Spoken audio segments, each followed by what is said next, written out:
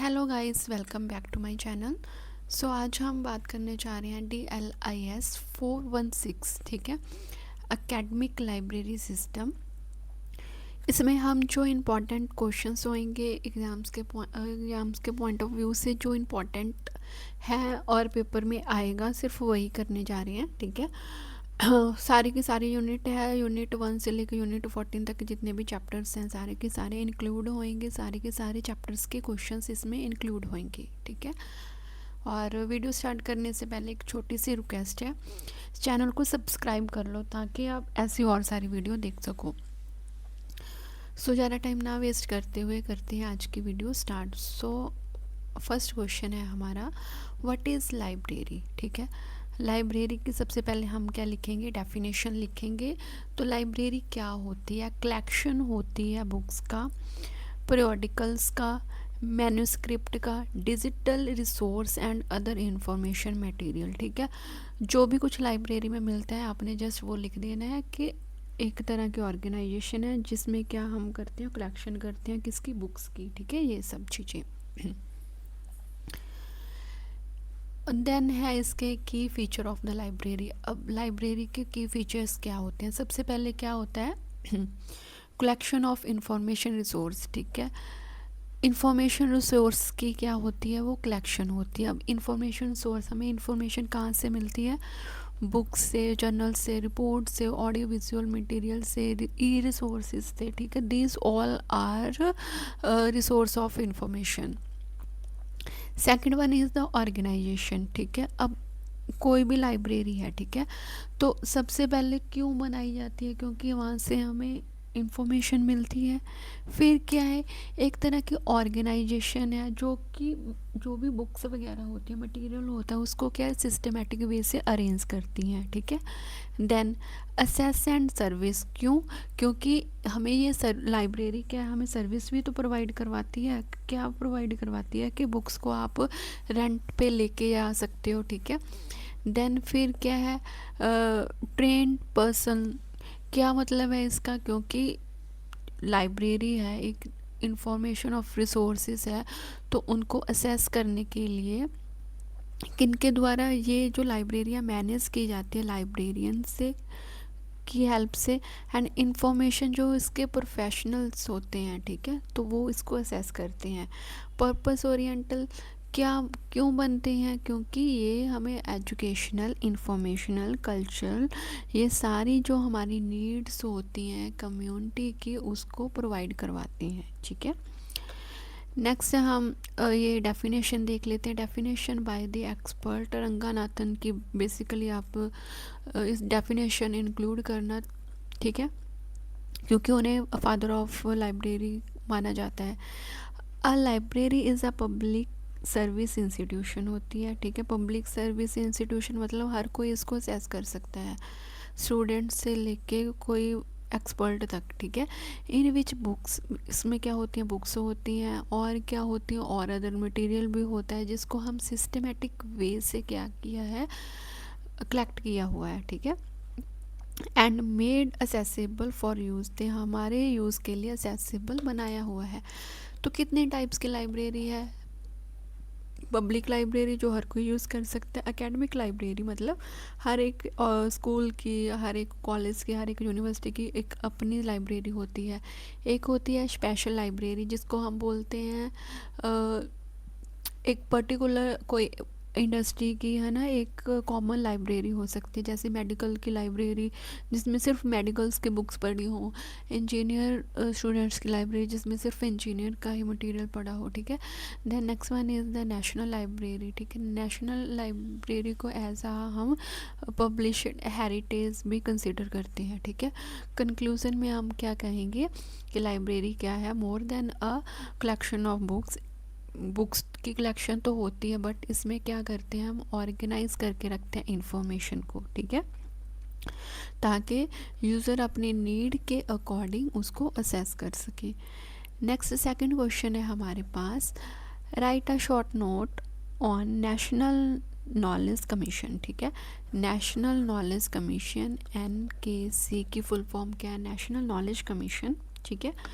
क्या है कहते ये एक्स्टैब्लिश हुआ है गवर्नमेंट ऑफ इंडिया, कब एक्स्टैब्लिश हुआ है 2005 में, ठीक है।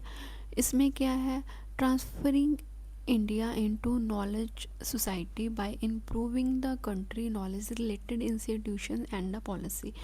बेसिकली नेशनल नॉलेज कमीशन जो बनाया गया था वो इंडियन गवर्नमेंट के द्वारा बनाया गया। कब बनाया गया, 2005 में बनाया गया। इसका जो मेन ऑब्जेक्टिव था, मेन मोटिव था, वो क्या था, ट्रांसफ़र, मतलब पहले नॉर्मल इतनी नॉलेज नहीं थी, तो इनका क्या मतलब था कि इंडिया को कन्वर्ट करना है एक नॉलेजेबल सोसाइटी की तरह, ठीक है। नॉलेज को इन्हांस करना है कहने का मतलब, ठीक है। तो इसके ऑब्जेक्टिव देखते हैं, क्यों ये कमेटी बनाई, इस डीपली पढ़ते हैं। क्यों, क्योंकि ये प्रमोट करने लगी हायर एजुकेशन को रिसर्च के लिए। इसकी जो स्ट्रेंथ की वो क्या थी, librarians, education institution and knowledge network, ठीक है। नेक्स्ट क्या है, इन्होंने इम्प्रूव किया असेस ऑफ इंफॉर्मेशन को, टेक्नोलॉजी इम्प्रूव कर दी, किसके लिए, फॉर ऑल सिटीज़न के लिए, ठीक है। तो इन्होंने और हौसला दिया किसको, नॉलेज को इन्हांस करने के लिए, नॉलेज को क्रिएशन करने के लिए, ठीक है। फिर क्या इन्हांस इन्होंने और क्या किया, नॉलेज को मैनेज करने के लिए in governance and education and industry. इनके फंक्शन देख लेते हैं, फंक्शन क्या है, नेशनल नॉलेज कमीशन क्या इसके फंक्शन है। सबसे पहले मेन काम क्या था, प्रमोट करना हायर एजुकेशन को। फिर इन्होंने क्वालिटी ऑफ एजुकेशन को भी इम्प्रूव किया। फिर इन्होंने जो लाइब्रेरी है वो आईसीटी बेस्ड, मतलब कंप्यूटर के बेस्ड बनाने का मतलब लाइब्रेरी को डिजिटल करने के लिए प्रमोट किया। फिर इन्होंने पार्टिसिपेट करने के लिए, जहाँ हम कहते हैं कि पार्टनरशिप करने के लिए प्राइवेट पब्लिक सेक्टर में, ठीक है, ये भी नॉलेज को डेवलप किया। नेक्स्ट इनके सिग्निफिकेंट देखते हैं। कहते एक्ट, ये कैसे एक्ट करता था, एक को पॉलिसी एडवाइज़र बॉडी की तरह एक्ट करता था, जिसका क्या मतलब था, क्या सपोर्ट करती थी, डेवलपमेंट ऑफ द लाइब्रेरी। इनका मेन काम यही था कि कैसे हम लाइब्रेरी को डेवलप कर सकें, कैसे हम इंफॉर्मेशन का नेटवर्क क्रिएट कर सकें और कंट्रीब्यूट कर सकें ग्लोबल नॉलेज इकोनॉमी के अंदर, ठीक है। इसके बाद आप इसका कंक्लूज़न लिख दोगे। कंक्लूज़न में क्या, कि ये हायर एजुकेशन को प्रमोट करता था, ठीक है।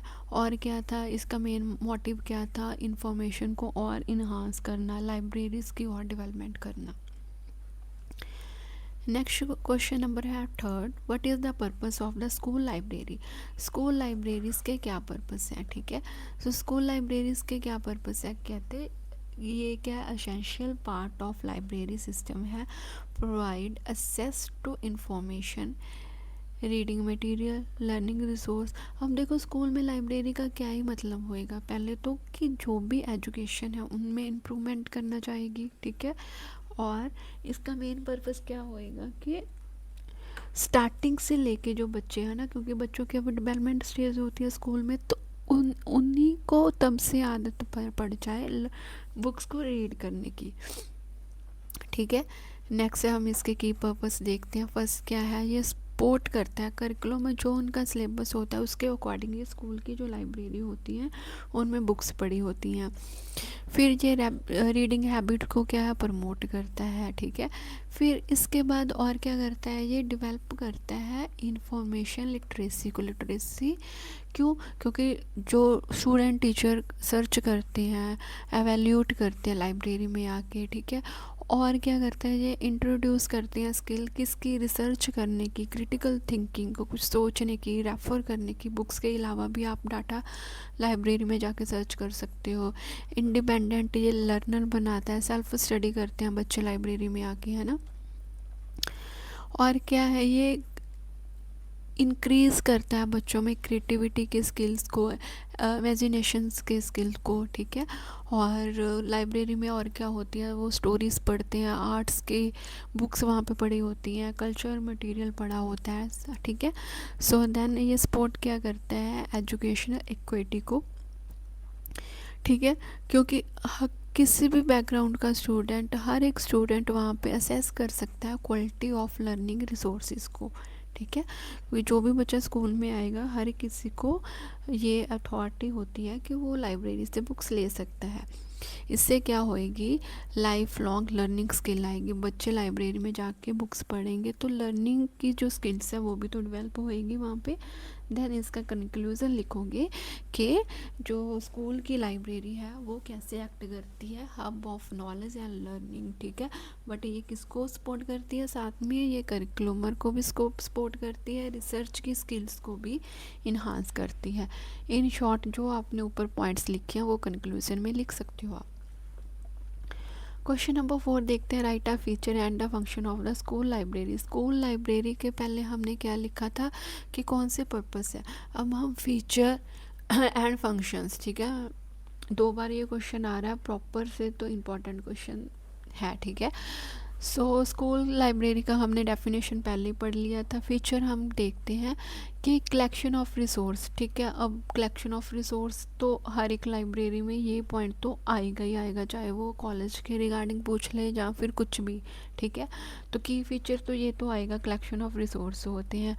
ये भी सभी में आएगा कि सिस्टमेटिक ऑर्गेनाइजेशन होती है, ये हमने पहले भी पढ़ा था। जब स्कूल आएगा तो स्कूल की जो लाइब्रेरी है वो किसको सपोर्ट करेगी, करिकुलमर को सपोर्ट करेगी। असेसेबल होता है, स्टूडेंट भी असेस कर सकते हैं, टीचर भी हर एक बुक को ईजिली ले सकते हैं।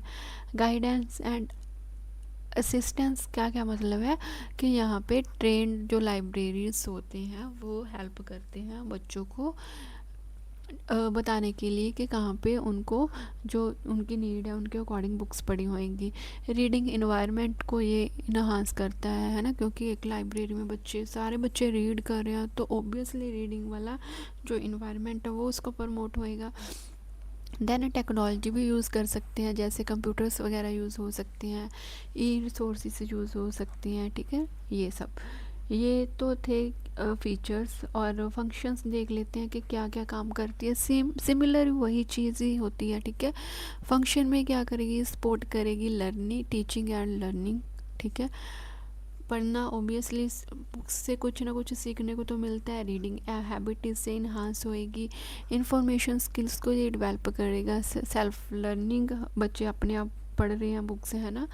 फिर ये रेफरेंस सर्विस भी प्रोवाइड करेगा, क्योंकि आप बुक्स के अलावा और चीज़ें भी पढ़ते हो, इंसाइक्लोपीडिया पढ़ते हो, डिक्शनरी, डाटाबेस, ठीक है। ये सारी चीज़ें पढ़ आपको रेफरेंस का पता चल जाता है कि मुझे इस टॉपिक के रिगार्डिंग और कौन कौन से रिसोर्सेज को एक बार चेक करना चाहिए, ठीक है।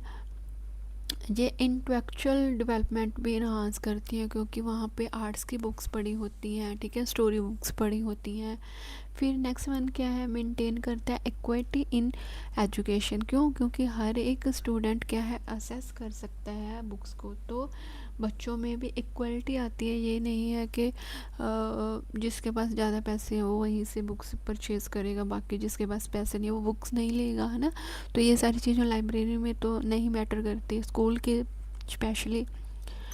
Facility digital and technological learning, ठीक है। डिजिटल लाइब्रेरी बन रही हैं प्रोजेक्ट के थ्रू, कंप्यूटर के थ्रू, ऑडियो वीडियो के थ्रू, और ज़्यादा इंटरेस्टिंग बना देते हैं स्कूल में, है ना, बच्चों के लिए। So next question is explain in brief about college and university library. अभी तक हमने स्कूल की लाइब्रेरी पढ़ा था, ठीक है। अब भी हम जो कॉलेज या यूनिवर्सिटी की लाइब्रेरी है उसके बारे में पढ़ेंगे, ठीक है। तो जो कहते हैं कॉलेज लाइब्रेरी होती है वो मेनली किसको सपोर्ट करती है कि under graduate and post graduation जो स्टूडेंट होते हैं उनके साथ ही ये अटैच होती है कॉलेज लाइब्रेरी, है ना। देन इसके बाद हम देखते हैं कि ब्रीफ एक्सप्लेनेशन, या फिर हम इसके फीचर देखते हैं किसके, स्कूल कॉलेज या यूनिवर्सिटी की लाइब्रेरी के। सो यहाँ पे हम देखते हैं कि serve student, teacher and non teaching staff of the college, ठीक है।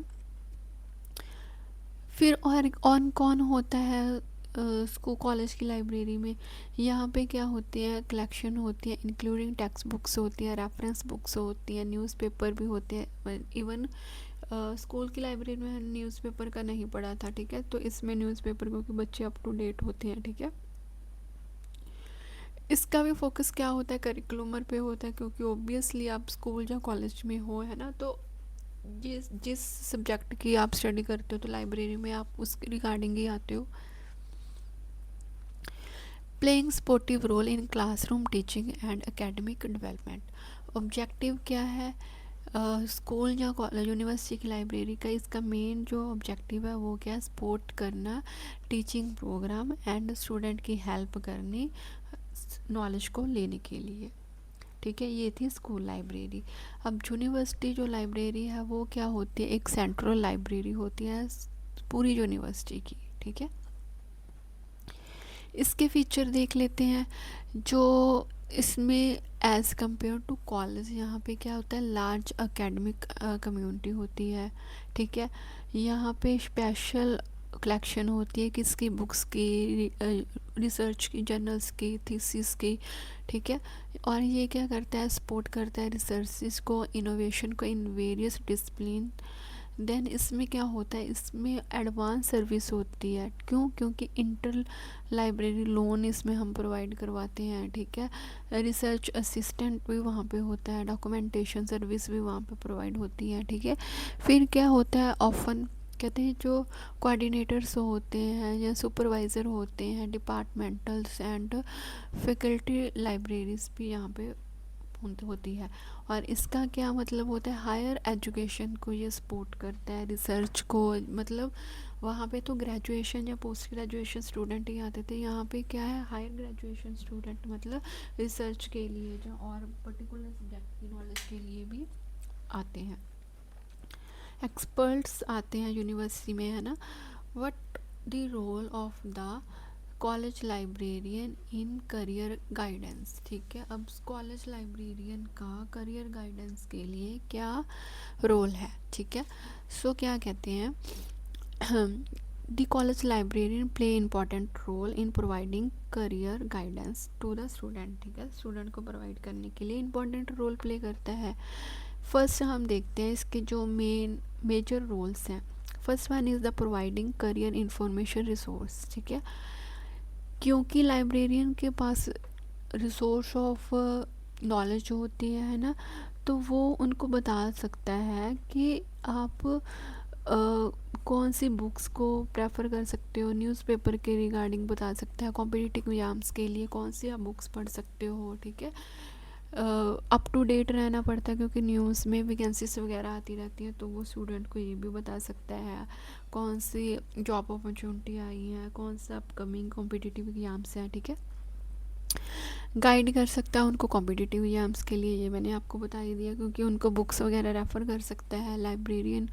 फिर उनको काउंसलिंग दे सकता है कि कैसे काउंसिल कर सकता है कि स्टूडेंट के स्किल्स के अकॉर्डिंग, इंटरेस्ट के अकॉर्डिंग उनको बता सकता है आप कौन सा सूटेबल करियर चूज़ कर सकते हो। ठीक है, information literacy and skills development, क्या मतलब है इसका? कि एक जो लाइब्रेरियन है, ठीक है, उस क्योंकि उसके पास स्टूडेंट आते हैं तो उनको उनके इंटरेस्ट के थ्रू वो उनको बता सकता है कि आप अपने स्किल्स को कैसे डेवलप कर सकते हो, कैसे फिर आप अपनी करियर उसके अकॉर्डिंग प्लान कर सकते हो, क्या चीज़ें असेंशियल है। ठीक है, क्या चीज़ें ज़रूरी है करियर को प्लान करने के लिए। ठीक है, और जॉब्स के रिगार्डिंग। फिर और क्या है? करियर गाइडेंस प्रोग्राम्स प्रोवाइड करवा सकता है, मतलब प्रोग्राम इन द सेंस के जो वर्कशॉप्स होती हैं या सेमिनार्स होते हैं। ठीक है, वो क्योंकि वहाँ पे एक लाइब्रेरी में तो नंबर ऑफ़ पर्सन्स आते हैं ना, नंबर ऑफ़ एक्सपर्ट्स आते हैं, वो तो आपस में इंटरेक्शन तो होती रहती है लाइब्रेरियन और जो भी यूज़र डेली आता है, तो उसके बीच में इंटरेक्शंस तो होती रहती है, आपस में बातचीत करते रहते हैं, तो थोड़ा बहुत नॉलेज उसको मिल जाता है ना। तो वो ये सारी चीज़ें बच्चों के करियर के लिए भी हेल्पफुल हो सकती है, क्योंकि पर्टिकुलर अगर स्टूडेंट ना समझ आए कि मैं इस 10th के बाद या मतलब अभी ग्रेजुएशन या पोस्ट ग्रेजुएशन के बाद मेरे को कहाँ पे जॉब लग सकती है, तो वो उस पर्टिकुलर सब्जेक्ट के जो एक्सपर्ट होंगे उनसे बात करके उनको और गाइड कर सकता है। ठीक है, फिर क्या है? ये अपडेट कर सकता है एम्प्लॉयमेंट इन्फॉर्मेशन के बारे में, क्योंकि जॉब वैकेंसीज़ का उसको पता होता है, कौन सी गवर्नमेंट ने नोटिफिकेशंस निकाली है, ये सारी चीज़ें वो प्रोवाइड करवा सकता है। फिर और क्या है, ये सपोर्ट कर सकता है हायर एजुकेशंस अपॉर्चुनिटी को। कैसे? क्योंकि एडमिशन्स प्रोसीजर के बारे में हेल्प कर सकता है, एंट्रेंस के बारे में ये इन्वॉल्वमेंट हो सकती है इसकी, ठीक है। देन इंक्लूजन क्या है कि बहुत ज़्यादा हेल्प कर सकता है स्टूडेंट के करियर के में, ठीक है, या स्टूडेंट की करियर की ग्रोथ में। सो नेक्स्ट हम देखते हैं कि discuss the development of the university libraries. ठीक है, डेवलपमेंट हम किसकी बात कर रहे हैं अब? यूनिवर्सिटी की जो लाइब्रेरीज है, ठीक है, उसकी। अब जब हम बात कर रहे हैं डेवलपमेंट की, तो डेवलपमेंट कहते क्या? कहते रेफ़र करते हैं ये gradual growth and transformation of the library in term of, कैसे डेवलपमेंट होएगी कि जैसे उनका कलेक्ट करते हैं बुक्स को, कलेक्शन सर्विस प्रोवाइड करते हैं, उसमें डेवलपमेंट हो सकती है। जैसे ऑर्गेनाइजेशन अभी तक चल रहा था, उसमें टेक्नोलॉजी में और ज़्यादा इम्प्रूवमेंट हो सकते हैं, ठीक है, यूज़र सपोर्ट, ठीक है। अब एक सिंपल लाइब्रेरी को हम, मतलब जो यूनिवर्सिटी की लाइब्रेरी है उसकी डेवलपमेंट कैसे हो सकती है, ये सारी चीज़ें हम इसमें पढ़ेंगे, ठीक है। सबसे पहले क्या है, कहते हैं अर्ली स्टेज ऑफ डेवलपमेंट, ठीक है। जो जितना हम जल्दी डेवलपमेंट कर सकते हैं वो क्या है, कहते जो इनिशियल स्टेज होती है लाइब्रेरी जो होती है यूनिवर्सिटी की, उनका साइज़ क्या होता है, बहुत स्मॉल होता है ना। तो वहाँ पे हम क्या कर सकते हैं, कहते कंटेन कर सकते हैं और प्रिंटेड बुक्स वहाँ पे, मैन्युस्क्रिप्ट वहाँ पे यूज़ कर सकते हैं, ठीक है। यहाँ पे limited users such as teacher and scholars, ठीक है, सब कर सकते हैं। क्योंकि इनिशियल स्टेज पे जो लाइब्रेरी, पहले इनिशियल स्टेज पे डेवलपमेंट की बात की है, ठीक है, कि हम लिमिटेड नंबर ऑफ़ स्टूडेंट या नंबर ऑफ़ टीचर को एंटर करने का कर सकते हैं, है ना। फिर और क्या कर सकते हैं, फिर फोकस कर सकते हैं, और ऑन किसके ऊपर फोकस कर सकते हैं, preservation rather than the wide assess, ठीक है। जितना है हमारे पास उतने में, मतलब उसको इन्हांस करने की एज़ कंपेयर टू उसको और ज़्यादा वाइड बनाने की, ठीक है। नेक्स्ट है एक्सपेंशन ऑफ द कलेक्शन। जो कलेक्शन है उसमें कैसे इम्प्रूवमेंट कर सकते हैं, उसमें हम क्या कर सकते हैं, टेक्स्ट बुक्स जो रेफर बुक्स होती हैं, जर्नल थीसिस, वो हम उसमें और इंक्लूड कर सकते हैं, एक्सपेंड कर सकते हैं, है ना। और इसमें हम और क्या फोकस कर सकते हैं, सब्जेक्ट के अकॉर्डिंग, ठीक है, स्पेशलाइजेशन की तरफ हम ध्यान दे सकते हैं, रिसर्च मटेरियल और इसमें इंक्लूड कर सकते हैं। इंटर लाइब्रेरी कोऑपरेशन स्टार्ट कर सकते हैं कि अगर हमारे पास बुक्स नहीं है तो हम किसी दूसरी लाइब्रेरी से बुक्स ले सकें, ठीक है। Then third one is the professional management. First क्या है, अर्ली स्टेज में डेवलपमेंट करनी, हाँ, सेकंड क्या पढ़ा था, एक्सपेंशन करनी कलेक्शन में। थर्ड है प्रोफेशनल मैनेजमेंट। क्या मतलब है इसमें, कि अपॉइंट करने ट्रेंड एंड जो क्वालिफाइड लाइब्रेरियंस हैं, ठीक है, जितने अच्छे, जिन्होंने एक्सपीरियंस लाइब्रेरियन होंगे तो ओबियसली वो फ्रेशर से ज़्यादा अच्छे से ऑर्गेनाइज कर सकेंगे, ठीक है। तो अपने लाइब स्टाफ की तरफ भी ध्यान देना है, ठीक है। रूल्स एंड रेगुलेशंस बनाने हैं, प्रोसीजर फॉलो करना है, ठीक है।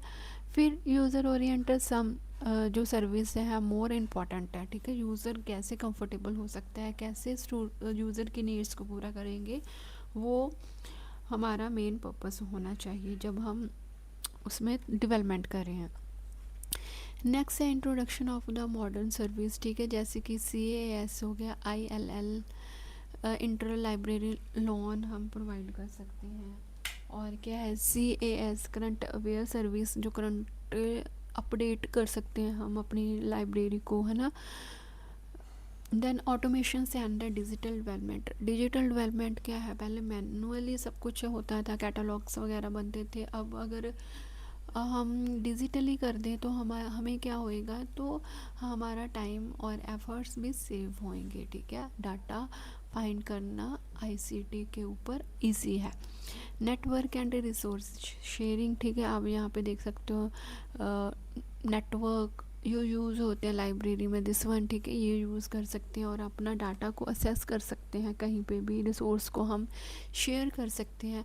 हमारी जो अप्रोच रहनी चाहिए वो क्या होनी चाहिए, यूज़र सेंटर, मतलब यूज़र हमारा मेन प्रायोरिटी होना चाहिए, उसके अकॉर्डिंग ही हम क्या करेंगे, अपनी जो डेवलपमेंट करेंगे, जो भी रिसोर्स कलेक्ट करने हैं वो यूज़र की रिक्वायरमेंट के अकॉर्डिंग ही करेंगे। देन कंक्लूज़न क्या था कि बेसिकली डेवलपमेंट में क्या है, एक ट्रेडिशनल लाइब्रेरी को मॉडर्न लाइब्रेरी में कन्वर्ट करना है। ठीक है। So next one is the what is mean by the imperial library. Imperial library क्या होती है? कहते ये वाली लाइब्रेरी थी establish and maintain by the emperors kings. ठीक है, जो पहले के किंग्स थे उनके द्वारा ये एक्सटैब्लिश की गई है। इसकी जो रॉयल अथॉरिटीज़ हैं, ठीक है, इम्पीरियल मतलब आप समझ लेना, इम्पीरियल द किंग्स के द्वारा जो एक्सटैब्लिश की गई है, जो बनाई गई है, मेंटेन की गई है। ठीक है, ये जो लाइब्रेरी थी mainly served rural classes, scholars and administration के लिए बनाई गई थी।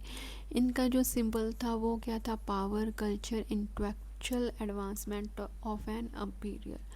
की पॉइंट हम देखते हैं कि ये एक्सटैब्लिश की गई थी किसके? Emperor of the royal ruler के थ्रू ये एक्सटैब्लिश की गई थी लाइब्रेरी। इसमें जो contain valuables collection such as, इसमें मैन्यूस्क्रिप्ट होते थे, रॉयल रिकॉर्ड होते थे, रिलीजियस टेक्स्ट होता था, हिस्टोरिकल डॉक्यूमेंट होता था और रेयर कुछ बुक्स होती थी इसमें। ठीक है, यूजली इसको असेस करते थे लिमिटेड अम्पेयर ही यूज़ करते थे। ठीक है, क्योंकि छोटे जात वाला उसको असेस नहीं कर पाता था, ये राजे महाराजे ही ने ही अपनी वास्ते लाइब्रेरी बनाई थी। ठीक है, सो इनका जो मेन पर्पस होता था वो क्या था? नॉलेज को ऑब्जर्व करके रखना, अपने कल्चर को संभाल के रखना। ठीक है, इन्होंने एग्जाम्पल दी हुई है यहाँ पे। ठीक है, लाइब्रेरी ऑफ अलेक्जेंड्रा जो एग्जिप्ट में है, imperial library of Rome, imperial library of China, Mughal imperial library in India. Then conclusion क्या है? मेन इनका मकसद क्या होता था? प्रिजर्व करके रखना नॉलेज को। ठीक है, सो वीडियो बहुत लंबी हो रही है। ठीक है, आज इस वीडियो में हम इतना ही करते हैं, नेक्स्ट आप पार्ट में देख लेना। और बाकी के सारे जो चैप्टर्स हैं 1 बाय 1 करके हम कवर कर रहे हैं। हर एक चैप्टर के मतलब चैप्टर वाइज हम क्वेश्चंस ले रहे हैं। ठीक है, सो अगर अभी तक आप मेरी वीडियो देख रहे हैं तो please like, share and comment करना मत भूलना। And thanks for watching my video.